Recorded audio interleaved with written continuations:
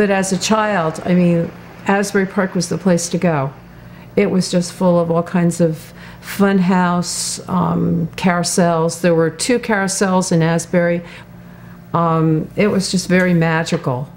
At my father's generation, there was bowling, that they had people that were pin setters, shooting range type of thing, just everything you want. A guy that you would have your caricature taken, Zad. Fairbanks, you got your wait guest. Just fun.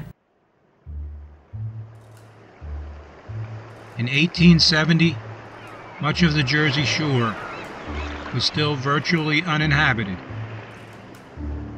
From Long Branch down to Long Beach, there were some scattered farms, a few inns and taverns, along with a small number of fishing and hunting lodges. There was Chadwick's in the area of Lavalette. Another sporting lodge lay further south and across the inlet near Barnegat Light. At the southern tip of Long Beach, Thomas Bond's Beach House welcomed both gentlemen and ladies to some sporting fun and a taste of the salty air. The beach house looked across to a few small hotels and inns on Tucker's Island. South of Little Egg Inlet, there was Atlantic City and Cape May. All the rest was barren coastland, occupied by cattle brought over from the mainland to graze. Many shore towns and seaside resorts would be established from 1870 to 1900. Monmouth County's 30 miles of coastline began in the north at Sandy Hook and sprawled south to Squan Village. In the 1880s, the people of Bayshore in northern Monmouth built a 400-foot pier extending out into Raritan Bay. Steamships from New York City began docking there. Soon afterwards, several hotels were built, along with over 150 cottages. An outdoor amphitheater was created, and an indoor auditorium was built. By 1887, the citizens of Bayshore decided that Atlantic Highlands was a catchier name and officially adopted it. The town has the highest point on the eastern seaboard, south of Maine. Across the bay from the Highlands is a 6-mile barrier peninsula that goes by the name of Sandy Hook. In the late 1880s, visiting yachts from the America's Cup races docked in Sandy Hook Bay, mooring at Spermaceti Cove and Horseshoe Cove. Fort Hancock was built on the barrier island, and from 1895 to 1974 provided coastal defense for New York City and its harbor. South of Sandy Hook was Seabright. In 1865, 1 mile of this barrier beach could be purchased for $5 an acre. By the late 1880s, some lots were selling for $7,000 an acre. Seabright was a harsh lesson in how not to develop a beach. Large, elegant cottages and mansions were built along the beach behind shoddy bulkheads, then landscaped with grass and gardens. It was spectacular for a while, but storms in September 1889 washed out the railroad and several cottages sailed out to sea. The Octagon House, built on the ocean opposite the Navesink River, along with the Ocean House, eventually met the fate of Atlantic storms that flooded the peninsula. Of the number of hotels built there, only the Peninsula House survived. In the 1860s, the tiny fishing village of Nauvoo sat completely surrounded by seabright. Boats could be seen drawn up on the shore, ice houses up on the bluff, nets drying in the sun. Out to sea, boats could be seen rolling over the whitecaps, making for the horizon. What a bold contrast this small village of fishermen was from Long Branch or Seabright. Local bluefish, bass, and weakfish, as well as clams and crabs, kept Seabright and Long Branch hotels stocked with the finest and fresh seafood. Down at Long Branch, the rich and famous were building huge estates and palatial cottages. St. James Church was consecrated in 1879 and became known as the Church of the Presidents, proclaiming that 7 presidents had worshipped there. On July 2nd, 1881, President James Garfield was shot in Washington, D.C. by a crazed gunman. Doctors suggested that President Garfield be taken to a seaside cottage in the Elberon section of Long Branch. He arrived on September 6th, 2 months after being shot. His presence would focus the eyes of the country on the resort. On the 19th, Garfield complained of sudden heart pain and died. He was only 49 years old. As his body lay in state, long lines of mourners gathered to pay respect. By the 1890s, Long Branch was developing a notorious reputation, attracting an increasing number of professional gamblers and con men.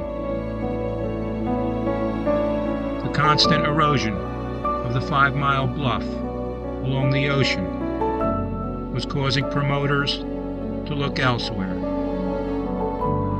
On March 21st, 1894, newly elected state senator and founder of Asbury Park, James A. Bradley, cast the deciding vote to outlaw horse track betting. Monmouth Park never opened for the 1894 season. In 1897, gambling and bookmaking were outlawed. The high society people who had been coming to Long Branch gradually began seeking other resorts as the track and casinos began closing. Howland's glamorous resort was damaged beyond repair by a storm in 1902. The owner of the Ocean Hotel vanished, leaving 100 unpaid employees and mountains of debt to local merchants. In 1906, the West End Hotel was torn down. The Elberon and Hollywood both met their fate to fire. It was the beginning of the end for the great, brash, bawdy resort of Long Branch.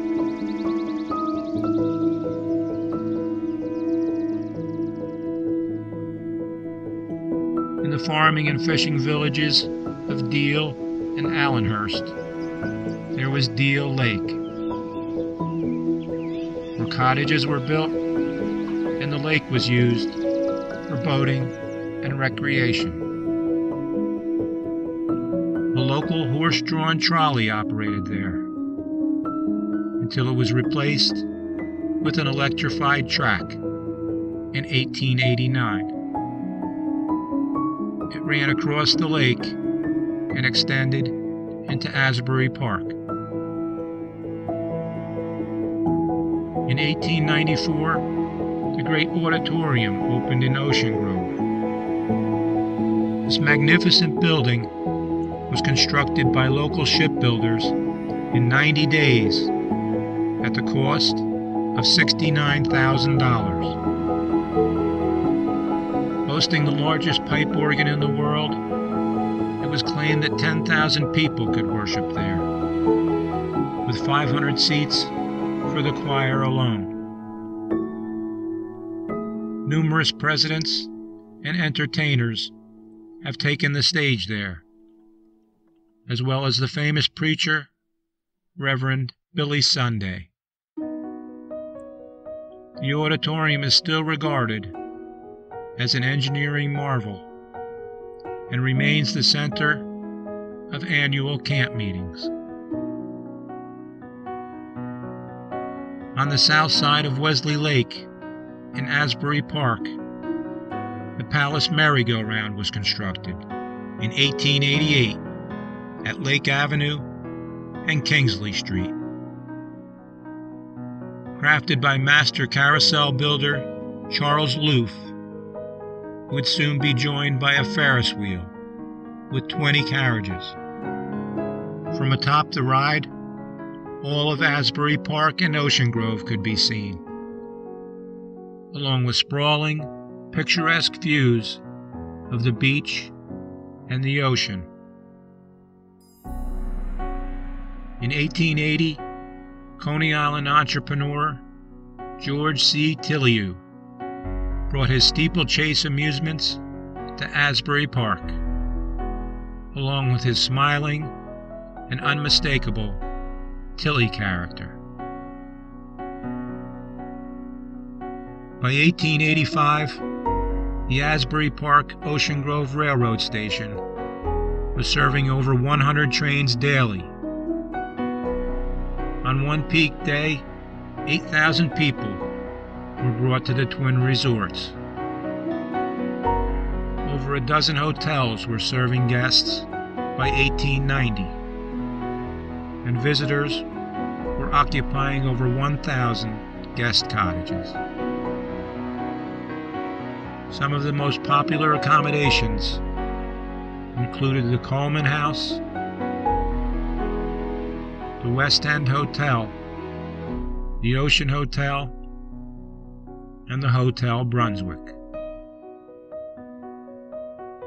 By the turn of the century, visitors could stroll on the quiet boardwalk, rest and watch the bathing and beach activity from elegantly fashioned pavilions and casinos, or take a lazy boat ride on Wesley Lake.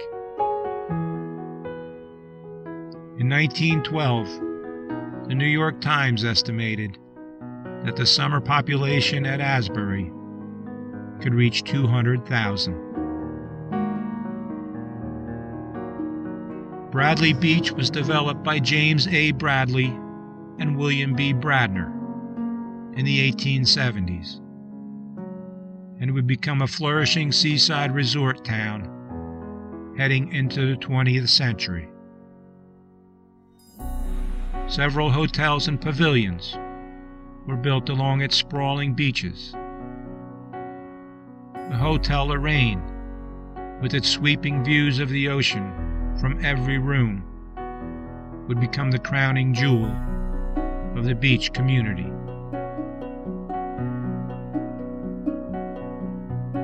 In 1900, Avon-by-the-Sea became the new name for a little seaside town bordered by the Shark River to the south and Sylvan Lake to the north.